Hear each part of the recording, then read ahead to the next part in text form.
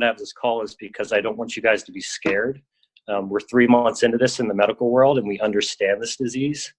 And so I'm going to go through kind of ways to protect your family, and then what to do if and when, given the size of this call, it's a when, someone gets COVID, and how we can protect our circle. You may hear a little inflection in my voice, like I'm emotional. It's not because I'm scared. It's actually the opposite. For the first time in a while, I'm actually not scared. And so I'm going to share with you why that is. So just a quick introduction as to what's going on in New York. I work at probably the premier hospital in New York City. It is a 1,200 bed hospital. We do everything from surgery to transplants, lung transplants, heart transplants. At this point, we do none of that. Almost none of that. Our hospital is almost exclusively a COVID-19 hospital. And so people enter through a secure gate in the front, where in the past, what I've been doing is seeing old people with pneumonias or seeing people with bleeds. Almost exclusively what I do all day long is see people with COVID-19. But we're learning, and we know a lot. And what I want you guys to know is that every single day we're getting better. We know more. And I am confident that the stuff I can tell you today should make you guys feel like when this comes to your community, that you don't have to be scared and that you can protect your family. So I think the first thing is, how do you get COVID? And I think that this is really important, and we've really learned a lot over the last couple of weeks to months about how you get this disease. And so the overarching theme is sustained contact with someone who has this disease, which the vast majority is people with fever and aches, or someone who is about to get the disease. So someone in the next 1 to 2 days who is going to develop symptoms of this disease. And so the way that you get this is the transmission of the virus almost exclusively from your hands to your face. From your hands to your face. And so it's either into your eyes, into your nose, or into your mouth. So there's a lot of talk about contact or getting it through contact, hands to face. There's also a small thought that it can be aerosolized, that it can kind of exist a little bit in the air.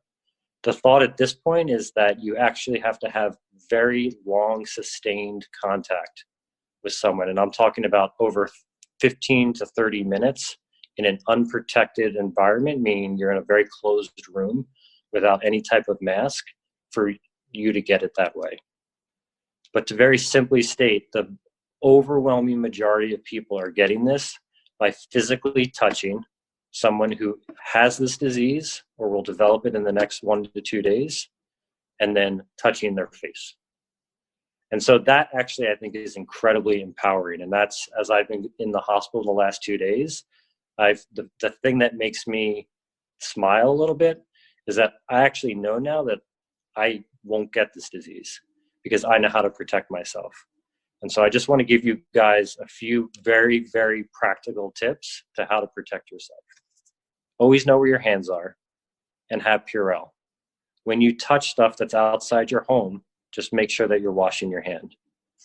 Start to learn how to not touch your face. A really good way to do that is to start wearing a mask when you're out. And if you want to practice, wear a mask when you're home. You don't need an N95 mask or a medical mask. Any mask will do, because this is not preventing the disease. This is training you. And then the fourth thing is stay 3 to 6 feet away from people. So that is the nitty gritty of not how to give yourself this disease or get it from your community where it is at this time. So I think when you understand those 4 rules, the next thing that I think is so important becomes true. You don't have to be scared of the outside world now. You don't have to be scared of your neighbor. And I have actually found that to be incredibly liberating right now. When you understand this disease and know exactly what to do to prevent getting it, then it allows us for the next couple of weeks to months to be able to sustain the system that we have. If you can protect yourself and you know your family's safe, then I think that's empowering. Socially, it's incredibly important, and we did this at my mom's house, is you have to shrink your social circle. Find your isolation group. Find your group of 3 people, 4 people, your family, and set boundaries. That is it. They can still go to the store, and you can go to the store without any fear, because you know if you wash your hands and you don't touch your face, you're not going to get this disease. What do you do if you get this disease? And this is, I think, if you listen to nothing else through this entire thing, just please listen to this part. In Wuhan, China, throughout the world, the vast majority of spread of COVID-19 is through home and family transmission. I think if you have something that feels like a cold or you feel like you're getting sick, is take the precautions like you have COVID-19 for 1 to 2 days. If in 1 to 2 days you're feeling much better, and this is like the 1,000 other colds that you've had in the past year because you have kids, you don't have COVID-19. And then you can go back to your completely normal living at home life with your family. So I think it's just important. The place we get into danger is people being too cavalier when they're developing symptoms and exposing their family too early. And then when they get fevers and they're staying at home, is that they're having too much interaction with your family. You can have COVID-19 in your house and everyone else not get it and be protected and be completely safe. There are a couple exceptions to that, and I think this is important. If you have a vulnerable population in your family, so if you're living with your lovely 95-year-old grandmother, if there's someone in your house who had recent chemotherapy and someone in the house gets sick, you need to find another living arrangement for that patient, or practice incredibly, incredibly strict isolation of that family member. We know that the older population is the sickest population when they get this disease. And so that is the one caveat to it's safe to stay home with your family, is if you have someone who's incredibly vulnerable, you need to set up a situation in the house where they're completely isolated from the person who is sick. Maybe you could have another person take care of that family member in your house so you have no interaction. But simply being in the home with someone with COVID-19 will not get you that disease.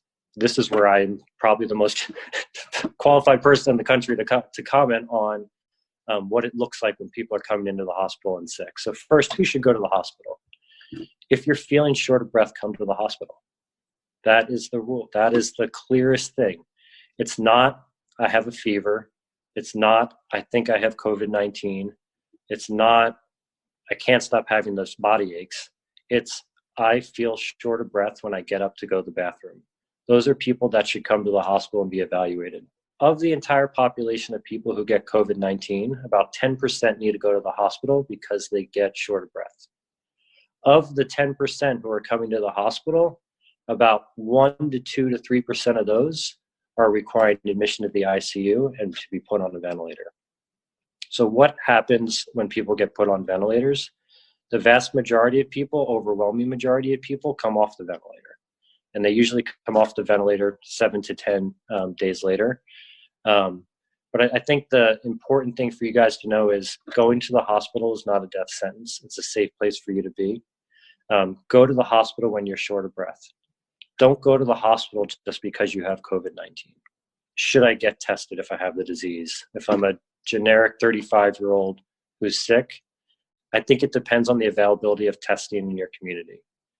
What we know right now that people are home, is that if you have, and not having a lot of social contact, is that if you have diseases if you have symptoms like the flu, it's likely you have COVID-19. And nothing that I've told you about behavior, about interacting with your family, a lot of that stuff would change by knowing that test result. The caveat is if your community, whether that's New York or Tennessee, is testing a lot and you have clear access to testing, absolutely getting a test is a good idea.